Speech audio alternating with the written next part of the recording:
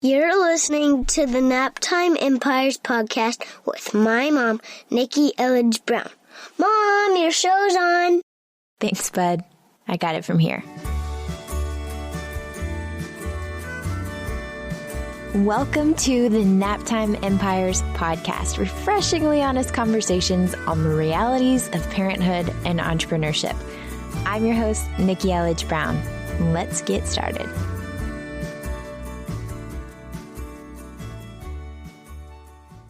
Episode 2.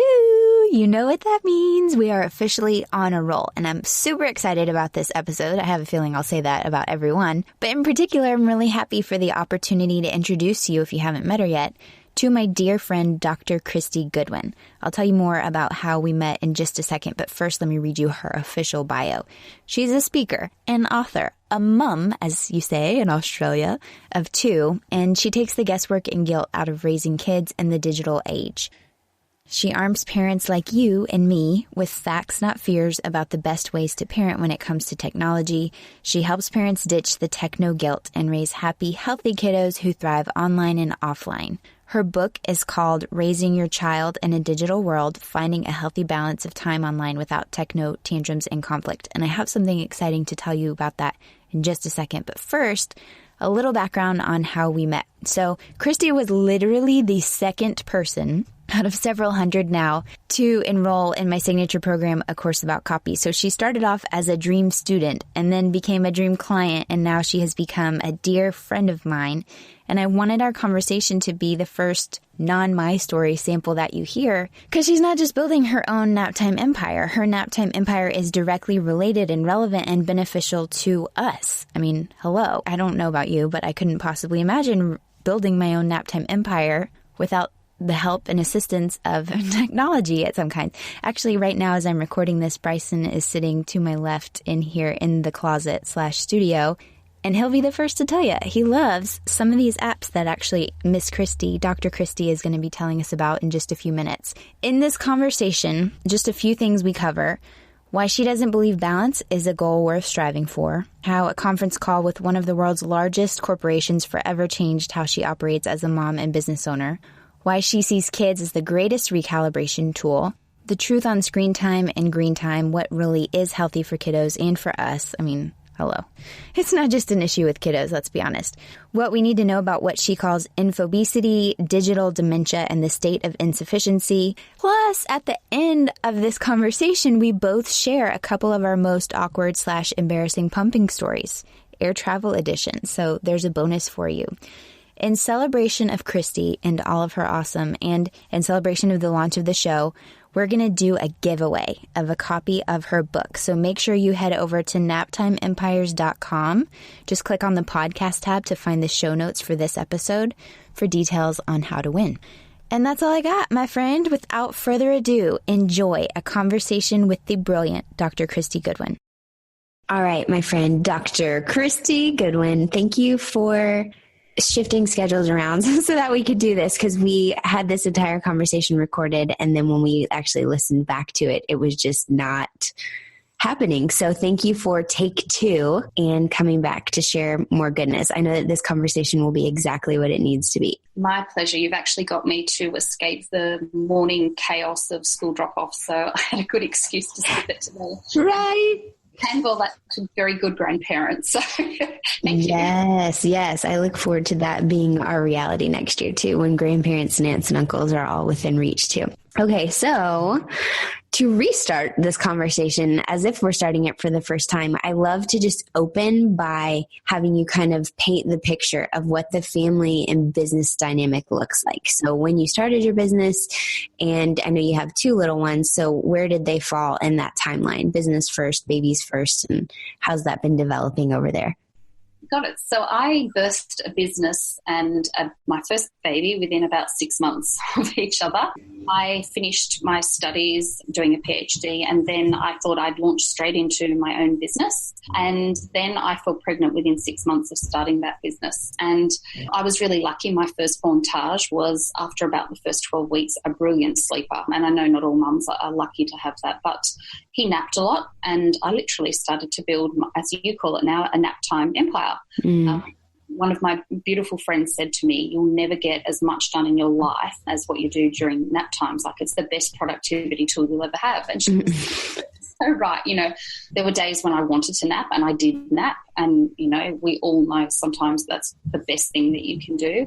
But I was also gifted a lot of time because he was such a prolific sleeper. So I literally started to build a business, and it was, in the early days, it was predominantly a speaking business. So I would travel around talking to teachers more or less in the early days. And then it sort of started to shift. I started to get a lot more inquiries. And I think because I call becoming a parent life's greatest equalizer. I don't think it matters what walk of life you're from. There is nothing that really puts you on an equal playing field like becoming a parent. You never experience the depths of love and the depths of fear and, you know, that sense of overwhelm that only comes with being a parent. So over time, my business started to shift, and really I realised how much misinformation and how many myths were out there about raising young kids in the digital age. And I think, you know, becoming a parent was actually the greatest gift for my business, because it really helped me to hone in and understand the issues and the concerns and the guilt that we all feel about raising kids in this digital world. So it shifted, and I've since birthed a second baby, another little baby boy called Billy. And I travel throughout Australia and Asia talking predominantly to parents, but also to teachers, and more so recently to health professionals, about what kids really need to thrive in this digital world, both online and offline. So your PhD is in... I looked at technology and its impact on young children, so how it affects their learning, in particular their maths learning. And what drew you to that? Because this was before you were pregnant. I mean, I imagine that you knew you wanted to have kiddos one day, but like, what drew you to studying that in the first place? So I was a teacher, and I just got asked to do a guest lecture at a university one day. And I realised when I wanted to do the guest lecture that there was a real lack of research with young kids and technology. It was a really new field. And I could see from a teacher's perspective how the technology was changing the way kids learnt. But we didn't have a whole lot of research, and there was a lot of scaremongering. You know, technology is bad for kids. Young children should be in the sandpit and not playing on screens. And there was this sense that technology was toxic and it was taboo for young children. So I started to actually dive into the research and saw a real gap. So I kept teaching part-time and did a PhD, and I did it in an express period. I had very romanticised notions that I would actually fall pregnant while I was doing my PhD, and had this very naive, as you do before you've had children, but a very naive view of, you know, breastfeeding and typing a PhD with one hand. Right.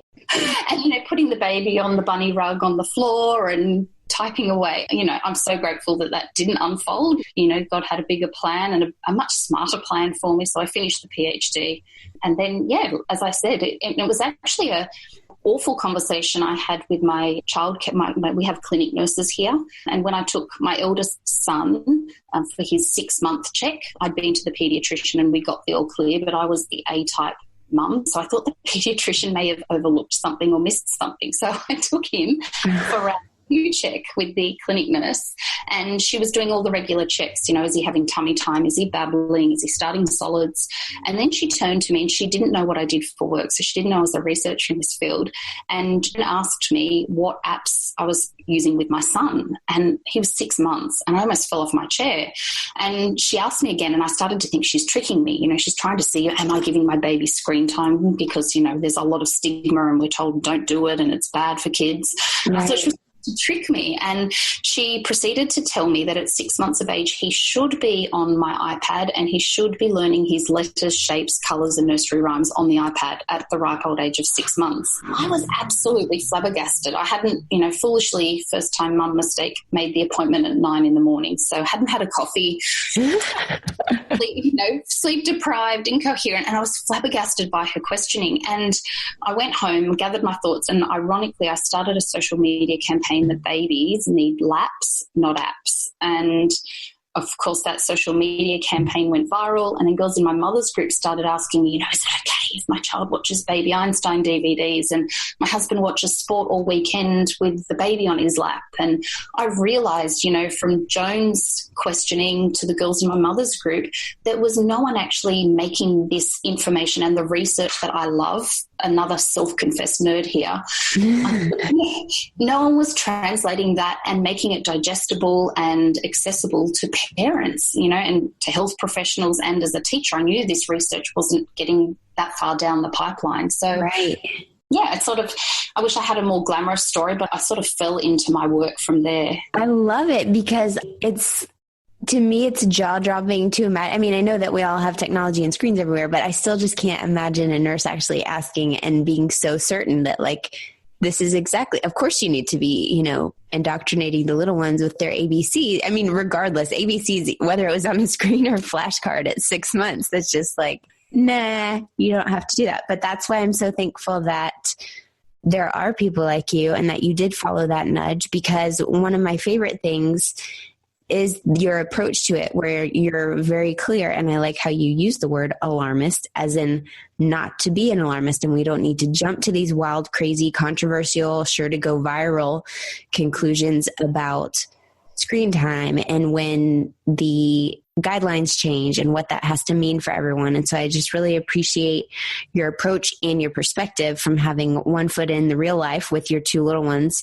and then another foot in academia to be able to be that bridge to translate for us, because it's so valuable and so needed, because it's all still so new and it's just going to continue to evolve. And I think it's tricky, again, from the research perspective, like, how do you even keep up? Because the technology is changing so fast that by the time they figure out the research on one particular thing, well, now there's a totally different thing, like, how is this working? Snapchat filters, and how is that going to change how they view themselves or something like that? Like, I'm very curious too, from a communication perspective, about social media in particular and how it's all evolved. So this is very interesting. We could have some seriously nerdy conversations about this, and I'm sure that we will.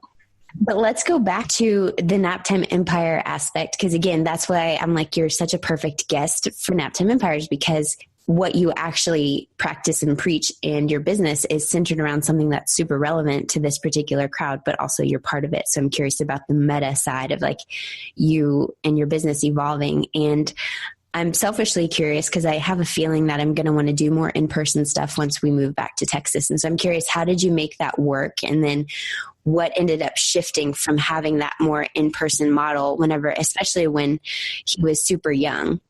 Yeah, a couple of things that I did that really enabled me to build my business around my babies was to accept and over time ask for support. I will admit, early on, I was terrible at doing this. I tried to be super mum and do everything. And, I had the moments on the kitchen floor crying, and my husband would walk home, and instead of the baby crying, it would be me crying. Yeah. Moments of self-doubt. So, in the early stages, I couldn't afford, the nanny or the babysitter. So I did a babysitting swap with a friend. Yes. I would have, a dedicated chunk of time to actually get some work done beyond nap time. And that was brilliant. Graciously accepting support. I think I tried to be a bit of a martyr at some points and really think I could do it all.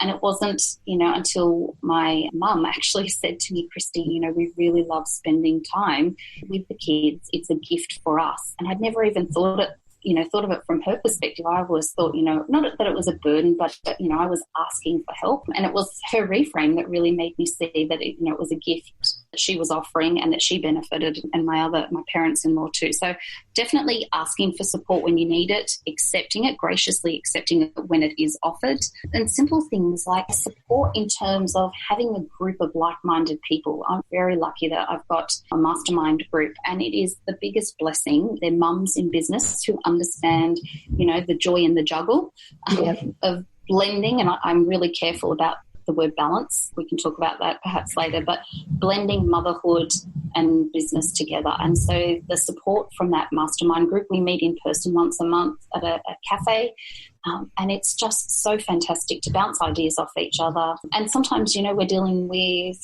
teething toddlers, or other times we're trying to figure out, a way to launch a product. So we deal with the duality of what it is like to be a mum in business. So that's been fantastic. And the other thing with support is where possible, and this has really helped my business to grow in the last little while, is to seek external support in the form of outsourcing. So when you're in a position to outsource parts of your business you're either not particularly good at or that don't bring you joy, to start to do that as early on as possible. Okay, so talk to me about the idea of balance, or the non-idea of it, really, because again, that's something that it is highly personal for everyone, kind of like defining success, right? Like everyone has their own definition of success and everyone has their own definition of what balance looks like. But for most people I know, it's kind of an eye roll, like something to aspire to, but really it's more about redefining or choosing a different word, like integrating, because balance implies that it's going to be like equal parts of a pie, and that's not necessarily realistic. So what is your take on it? So when you said that, the word balance usually implies, like if we were to think about walking along a tightrope, if you successfully walk along the tightrope, basically the 2 points of that rope have to be in tension, like they have to be pushing or pulling against each other. And that's how I felt in life, in the early days in particular. And I'll admit I still have moments like this, where I feel, my business is requiring my energy and my time, and then my kids and my husband are demanding that too, and I want to be able to give to both. So a couple of months ago, I ditched the aspiration for balance and I started to look, and it's more than just semantics, looking at blending. How can I blend being a mum and running a business together in a way that fuels me? So it really forced me to redefine, as you said, what does success look like for me, because success isn't one or the other. Success isn't just being a good mum or just running a good business. True soulful success for me means doing both of them and doing both of them well. And I had the pinnacle moment for this was a few years ago, but I didn't learn the lesson at the time. But I'd won a consultancy role with McDonald's. They were launching an app here in Australia, and I was what they were calling an academic partner.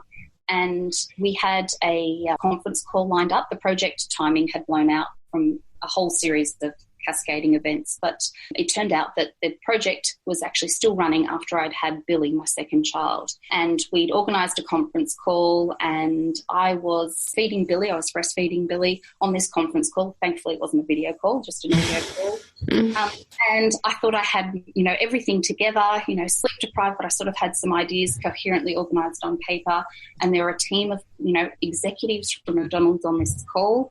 And during the conference call, one of the gentlemen interjected and said, there's a really strange sound on this call. We might call it that. I actually let them hang up the call. I knew exactly what it was. Billy was a really loud feeder. He was a typical man, We got the grunting and the suckling noises. Anyway, they rang back. And of course, he was a long feeder too, so the noise persisted. That's so funny. I was mortified. I thought, do I say something? Don't I say something? And they were predominantly males. There were a couple of females on the call. And I thought, I'm going to be honest. I really love authenticity. And I thought, I'm just going to have to tell them. Otherwise, they might hear, the other end in a moment. This is embarrassing. And that did happen to me in an interview with a journalist. Always forward, if I'm feeding or my kids are in near proximity, I'm always direct about it. Anyway, I ended up telling them that it was my baby, and they knew I had a newborn baby, that it was the baby feeding, and I think that perhaps that was the funny noise or the interference they could hear. And I felt so awkward at first about saying it, because I had this belief, that McDonald's, a big corporation, would want someone equally professional, and I sort of had to hide the fact that I was a mum, and a mum with a newborn baby, and just sort of almost put on my corporate suit to sit on this conference call. It was during that conversation that someone said, that's wonderful, and isn't that great that you can do both of them at the same time? And it was actually one of the leading executives on this campaign who said, wow, we know we picked the right person, because this was an app that was being designed for parents, and they wanted a digital parenting expert. And he said, you're obviously right in the trenches. And it dawned on me, I don't have to segregate the two. They don't have to be in tension. I can sort of blend them together. So that was one of those lovely moments. And again, I didn't learn the lesson right at that point. But over time, I've realised that it's so much easier when I look at how I can do the two together, as opposed to segregating them as well. I love that story so much for so many reasons, because even on a communication side, and being able to just realize there doesn't have to be a wall between you and them. And also when people are like corporate, I'm like, who do you think makes up corporate? It's people, right? It's people. And it's so easy to forget, especially if it's like a giant corporation that's like known around the world. Of course you could feel intimidated or feel like you have to be someone other than you are. So I love how much that story represents like, no, actually you can be exactly as you are. And I remember the first time I heard it and you were saying like, that's when I realized that being a mom was actually my greatest asset. And I think so many people feel like they have to hide it. And it's not to say we all have to do webinars and live calls while we're nursing or anything. But earlier today, somebody commented on an older video. Actually, it was a Facebook Live where I think it was the first Facebook Live where I mentioned Naptime empires, and Deacon was in my arms and he was so little. Oh man, he was probably like maybe 4, maybe 5 months old. And I'm like, oh, I'm so glad I did that video with him because I have other videos, but they just sit in my phone. It's not as easy to see. But I remember people being like, oh, I'm so glad to see you sometimes, having your kids in the videos, or sometimes, acknowledging that you've got to run to go change a diaper or somebody's hungry or waking up, because it's like, right, real life is going on for all of us, whether you have kids or not. And lots of people do and lots of people don't, and that's fine.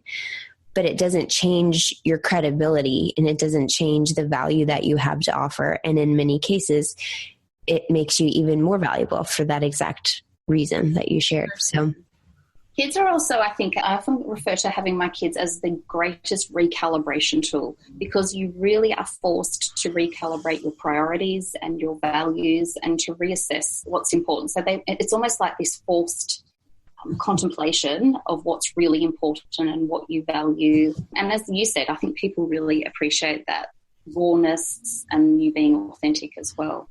Let's talk about the basic kind of guidelines, because I want this to be also super practical for people too, because you talk about, we all talk about mom guilt, but techno-guilt is a big one, and something that you share a lot on in your workshops and everything, and also in your book, which we want to talk about too.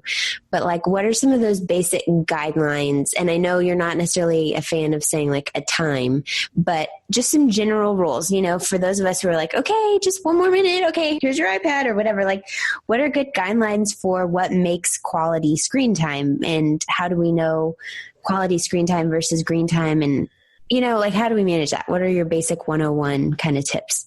Sure. So kids definitely need screen time limits because if we didn't, apply them, they would walk around with their digital appendage 24/7. Yep. We find it hard to turn off our devices as adults, and our brain architecture and our impulse control is a lot better developed than our kids. So kids definitely need limits. We do have screen guidelines that are recommendations.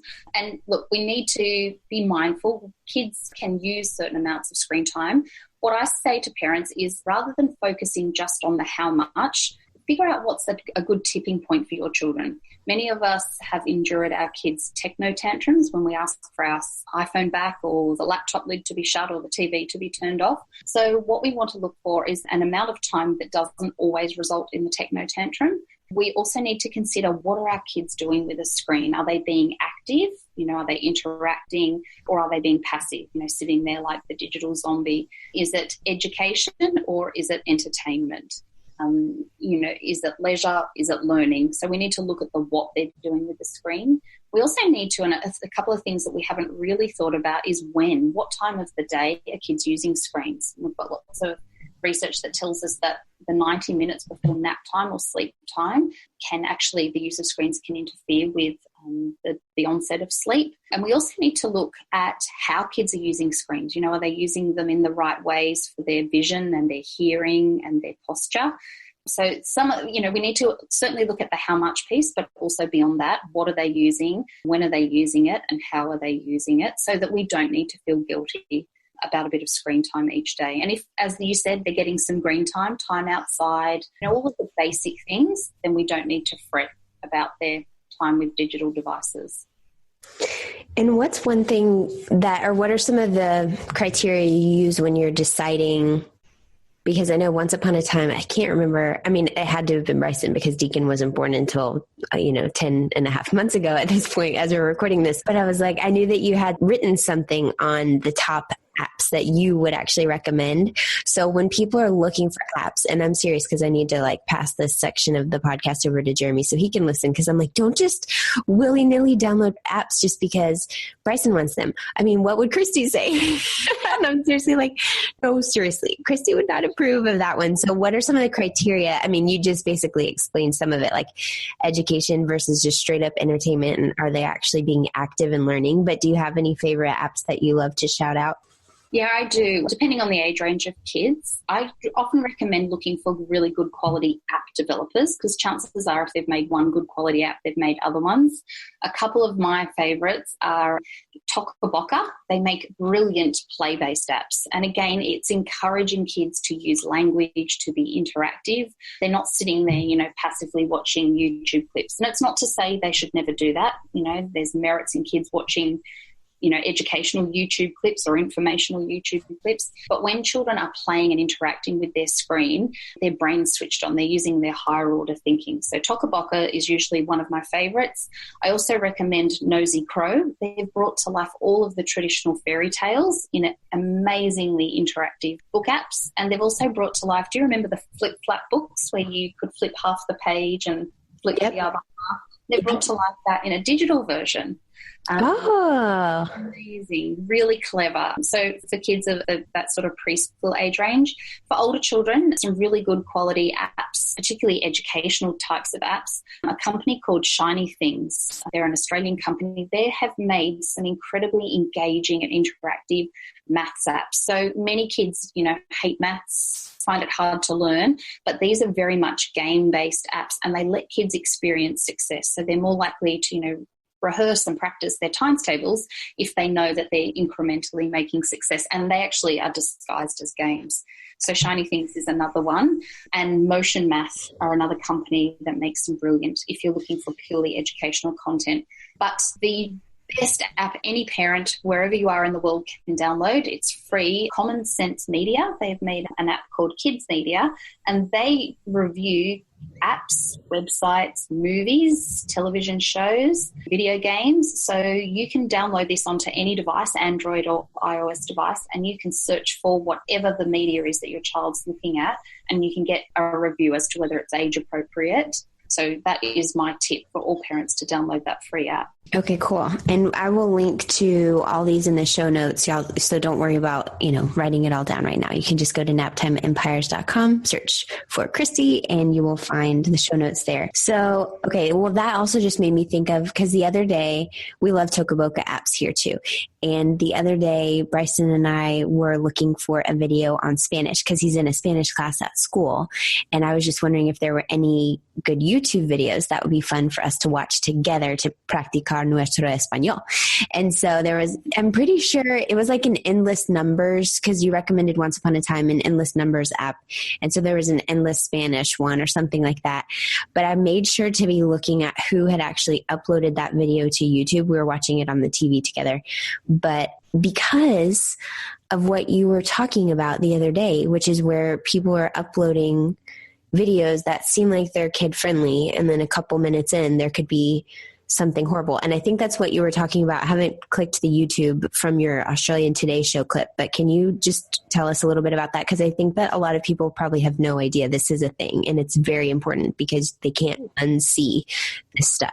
Absolutely. And that's one of the perils of the online world. One of the potential pitfalls is that our kids can be introduced to content that isn't age appropriate. So the latest trend that's happening to some kids' YouTube channels is that content is being digitally doctored. So you might get the first 2 or 3 minutes of a normal looking Peppa Pig episode, and then someone edits the video. So you might then have interspersed between Peppa Pig being massacred, gross age inappropriate, violent content that's woven into these videos, and kids are seeing them. As you said, it's just awful. You know, I worked in a school in Australia recently where a older sibling of a child, this was a 7-year-old child, and his 9-year-old brother thought it would be funny to show his younger brother violent, aggressive pornography.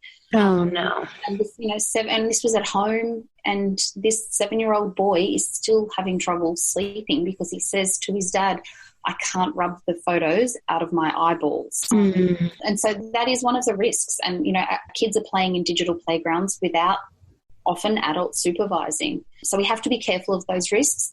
But at the same time, I think there's a lot of fear mongering, and we need to be alert but not alarmed. This, you know, the technology is here to stay. So, you know, digitally abstaining or amputating our kids from screens isn't the solution. We've got to make sure that they're safe when they are online and teach them those healthy habits so that they're not at risk of seeing things that little eyes shouldn't. That just reminds me of that Facebook Live that you did on what to do and how to handle it whenever your kiddo does see something inappropriate or violent. And again, like, to no fault of your own, there's only so much that we can do to shield and shelter them. I mean, we're not with them all the time, and it could just be one friend at school or one friend's big brother or sister who happens to have a phone with internet access. And so I'm going to link to that Facebook Live because you gave some really good tips there, and we'll make sure that we put that in the show notes as well. Another fascinating thing, I know now we're just diving into your expertise because I'm selfishly like, okay, well, we have you here because it's just so valuable. But one of the things that you talked about that was very fascinating to me was digital dementia. So can you explain what that means? Yeah, so I often ask when I run seminars, who can remember more than 3 phone numbers without going to their contacts on their phone? You know, would you be able to follow 3 or 4 step instructions on how to get to somewhere? And chances are most of us don't. What we're actually doing is, it's called, the fancy word for it is called cognitively offloading. And we're offloading some of our memory-making skills to our devices. Basically, we're drowning in information. We're suffering from something called infobesity. And that's why we're all overwhelmed. You know, the pace of change and the amount of information that's out there is overwhelming. And we know we can't commit it all to memory. So we're offloading some of our memory-making skills to our devices. And this can be a positive thing, but it can also be a negative thing. You know, as parents, we're often attached to our digital devices, and we're also suffering from something called FOM, which is fear of making memories. And there's a moment, if I've captured it on my phone, or, you know, you're at the park and you want to recreate a moment, and we're not, you know, I watched my son's preschool graduation last year with a toddler, so we were stuck at the back of the room, and I watched it through a sea of mobile phones, you know, right. Capturing the moment. And there's nothing, you know, I do it as well, but I think we have to be mindful that we could actually miss the moment if we're digitally distracted all the time. So, yeah, our phones are wonderful, and I couldn't live without mine, but they also have the potential to rob us of our 2 most important resources as humans, especially as parents, and that is our time and our attention. Man, it's so interesting. Another thing, I think you said this in our first conversation that is now just for us and the spotty internet connection that we shared to connect us across the world, still a miracle. But I think we were talking about how, or maybe it was in a Facebook post, and you were just saying, like, this is the first kind of issue that we can't just be like, okay, parents, what did y'all do? What did that previous generation do? How did you handle this? Because this is something where we're all human experiments. And it's such an interesting thing that, like, again, makes me thankful that people like you step up to fill the gap and bridge the gap to help explain, what do we actually know? What do we not know? What's the information out there so that we can make the best decisions for us and for our families and things. But in particular, like you were saying earlier, we're all attached to our own devices. And I'm thinking about that state of insufficiency and infobesity. Of course, I wrote that down because I'm like, oh my gosh, yeah, it's just overloaded, empty, you know, it's out there. I think of the thousands of pictures that I've taken, even when just digital, before phones had cameras, but like digital, when my 14-year-old nephew was born and digital cameras were a thing. And I was like, wow, we have so many pictures of him. Maybe one day when I have kids, I'll go through once a month and pick like my favorite 5 pictures of that month or whatever. But can you speak to that state of insufficiency, and what are some tips for us as grownups? Because again, it's all about what they're seeing us do. And I just wonder, like, okay, Deacon's never known me without my phone. Like, what can we do just to help kind of unplug, because it's like our brains are training and we're already grown up and developed. So imagine these little ones who have never known anything different. I think of the phone numbers that I know, they were all phone numbers I had to know because it was before cell phones came around, but I couldn't tell you like a new friend's phone number, basically. You know what I mean? Absolutely. So one of the reasons that we find it so hard to put down our digital appendage is that use of these technologies actually has a neurobiological change on our brain. And this is exactly why our kids have techno tantrums when we ask for our phone back or for the TV to be switched off. Their brain is literally undergoing a neurobiological response. So one of the reasons that we find it, particularly if we're working in the online world or we use our device for work purposes as well, is that we enter something called the state of insufficiency when we're using technology. Basically, there is no finishing point. There's no finite point where you see a deadline or a full stop. Unlike a book or a Lego puzzle that has a very clear line of demarcation as to when you're done. The online world is never ending. You never ever feel finished. You never ever feel complete. You can empty your inbox, you can check your Facebook feed, you can check Instagram, and there's always something else. So for our kids, this is why it's so hard to switch off, especially with things like YouTube, because it is literally that state of insufficiency. Television, years and years gone by, I know when I grew up, we had one program that was for kids and it was on at 2 times of the day at 9:30 and 2:30 in the afternoon, and that was it. But now kids are spoiled for choice. Right. Sensory seductions. Everywhere they look, there's something that's vying for their attention. So, we never ever get that sense of being complete or finished, and it's hard. But that's why kids definitely do need screen time limits, because otherwise they would keep going with the device. Some things that have worked for me, because I feel the pull too. I get an alert or a notification and I feel that pull. Like we also call this other phenomenon called phantom vibration syndrome, which is, you get in your body. But that's a sign, our body is having a biological response to these devices. So things that I've done to try and stop my use of the device encroaching on my life and my time with my kids is putting it away, like literally popping it in. We've got a walk-in pantry near our kitchen. I pop it in there from the moment the kids come home in the afternoon till they've gone to bed at night, so that I'm not digitally distracted. I've got it on so if anyone urgently needs to contact me, they can, but there's nothing, there's no temptation. There's nothing trying to seduce my attention. So that's worked well for me. Really trying to have dedicated tech-free time. We desperately need this.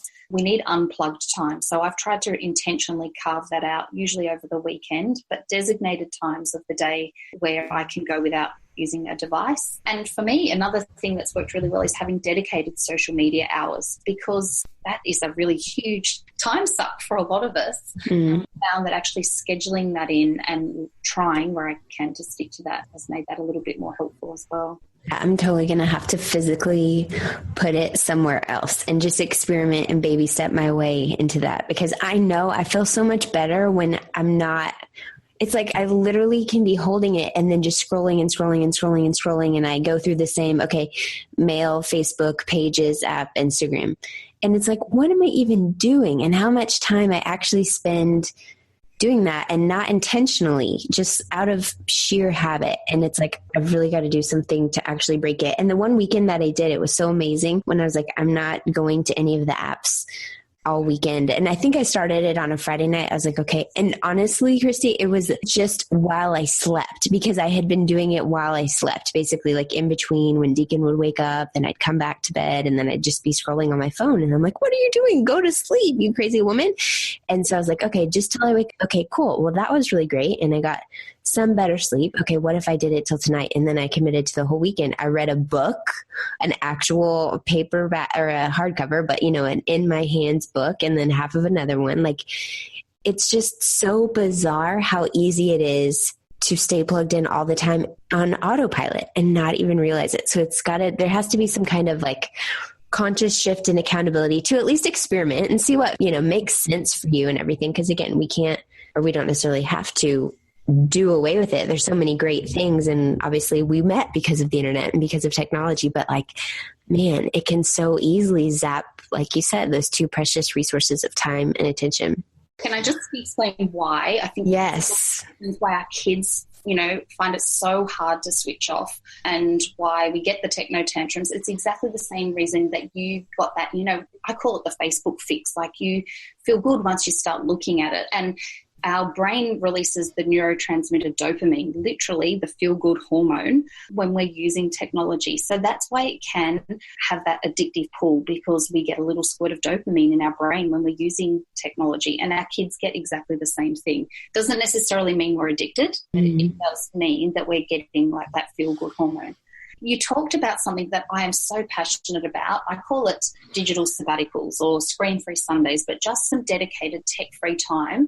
Our brains need it, and more importantly, our kids do too. What we talk about is that when we turn off our phones and have a tech-free break, we enter something called mind-wandering mode. So this is where you might, I don't know if this has happened to you, but you get your best ideas in the shower. Yeah, for sure.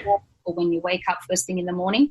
Basically, you've entered mind-wandering mode. And this is a mode of thinking that's so important, but we're worried that the kids aren't getting into this because they're always plugged in, they're always processing information and looking at things. They don't get the gift of boredom. So literally unplugging kids and ourselves as well, be it, even just for a couple of hours a weekend is fantastic. But some sort of digital detox can work really, really well at recalibrating our brain as well. I'm so glad you said that, because I had doodled over here on my notebook board, because I remember you talking about that. And so many people are like, okay, is it okay? I mean, forget about the screens associated with it, but moms of infants who are like, okay, I'm like running out of stuff to say to him. How can I keep my kid entertained? And I'm like, actually, and then I go and I find your video and I share it, because I'm like, it's okay. And it's good for them to be exploring and playing and kind of learning about the world around them. Obviously, as long as they're safe and you're nearby and they're supervised, not just like, see you, kid, I'm going to be downstairs for, the day, but like actually giving little ones space to explore and learn and sense the world around them. Like the actual physical sensory experience is so valuable. So important. One of the best gifts you can give your kids is the gift of boredom. And I think we're under so much pressure as modern parents to always be, entertaining and providing for our kids. And one of the best things we can actually do is give them the space. I call it white space. We lead such regimented and full lives that our kids really need that white space in their day where they can just sort of explore and experiment and have that full sensory experience as well. It's been really fun to watch this year as Bryson's gone from, the last 6 months, just from going from 4.5 to 5, how much his drawing skills have developed, and like his creativity and the stories and the things that he's telling, and just the way that he plays has just changed so much in 6 months that I'm like, right, I can see now. And it's really getting to a fun age where I'm like, I know what he's drawing. I can see what he's drawing. He can communicate. He's starting to write. And it's so cute because he'll write, just like word spaghetti. He just writes whatever, or letter soup, alphabet soup. And then he'll be like, what does that say? Just a bunch of letters together, like expecting it to magically be a word. And it's just so fun. So I think I'm excited that we're getting through this phase where he's actually having a lot of fun doing the green time activities, because he's like, the synapses are firing and the light bulbs are going off. And he's like, oh, this is fun. There's so many things, where he used to just be like, well, can I watch a show or can I watch a movie? And sometimes we do. But I'm like, okay, well, let's do some drawing for a little while first, or you can bring your notebook into my office while I'm working. And then he's just sitting there doodling, and it's so fun to watch. So, okay, as we wrap up, I would love to know, because this is something that you and I have talked about, and this is kind of normally at this point, what I say is just, is there anything that we haven't covered that you would want to leave with our Naptime Empire buddy listening to us in her earbuds? And I would love to frame it, if I could, to just maybe sharing a story of when you were at a moment where you were like, I can't do this. What am I doing? Why am I doing both of this? Is it even worth it? And then I know that, we all have those moments, but I know that you've had some of those moments. And I'm just curious, what was it that you told yourself or thought, that ended up pulling you through to be like, yes, this is worth it. This journey is worth the hard times, because it's worth the good times too. Yeah, look, I'll be totally honest, and I have many moments where I questioned that. Less recently, where I've started to shift from balancing to blending. That's made a really big difference. But one of the key moments was standing in an airport. So I live in Sydney. on the east coast of Australia, and I flew right over to the other side of the west coast to Perth, and I was presenting, and Billy was about 8 or 9 months at the time and was exclusively breastfed. So leading to my departure, I had spent literally hours and hours pumping milk to leave enough supply for the 2 days. I was way overnight, just one night. And I was standing at Perth Airport ready to come back home. I had been pumping the whole time in between my keynote address workshops. So had an esky full of freshly expressed milk ready to transport back.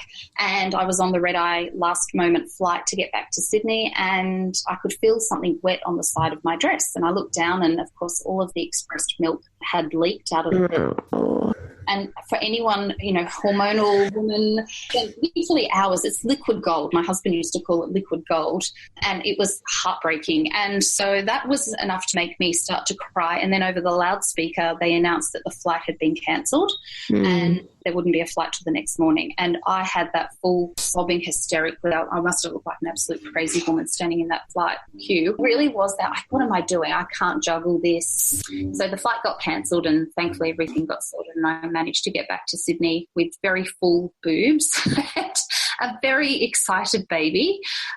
That moment was one of those where I had to start to think about what I was doing. And, I got an email, as you often do, when I landed back to Sydney from someone who'd heard me speak in Perth and who said that what I'd shared was so important for her family and had made a real difference, in her life already. And it hit me that maybe what I'm doing is really important, and try and find a way to do both of them, but without, I guess, the extra pressure.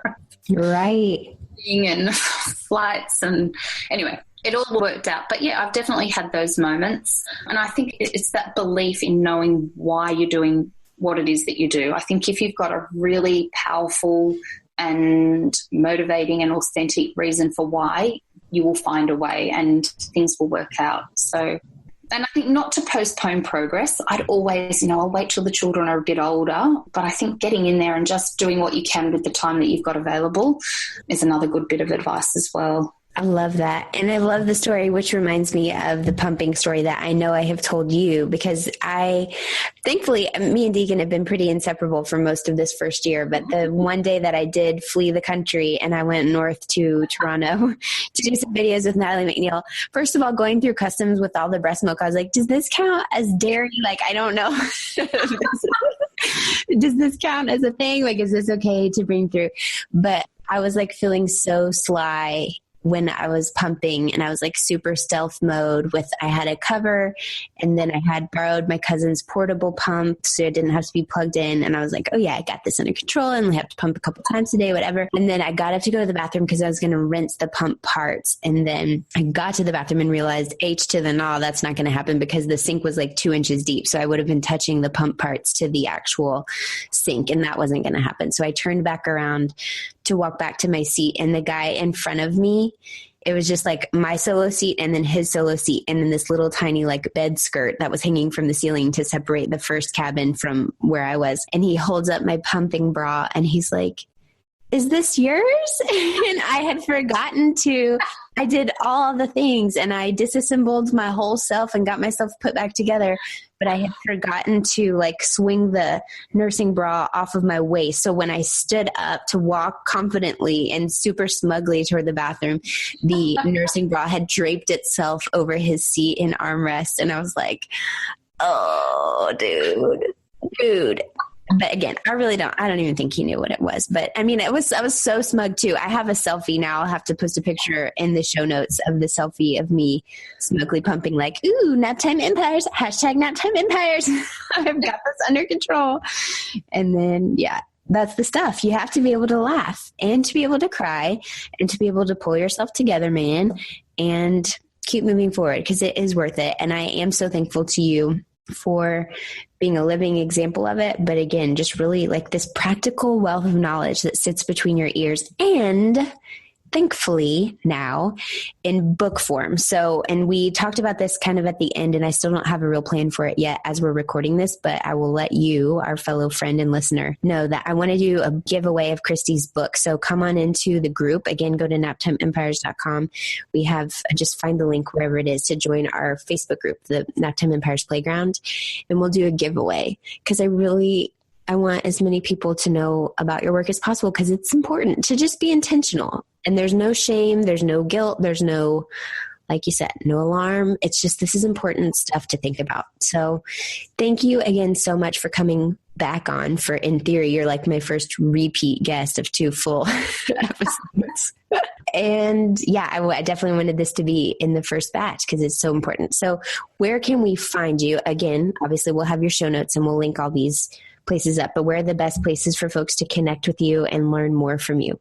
So my digital home is Dr. Kristy Goodwin, Kristy, Goodwin.com, and there are links there. There's a whole lot of frequently asked questions because I know parents have lots of digital dilemmas. So you can go in and find answers to your digital dilemmas. And I'm also on Facebook and Instagram as well.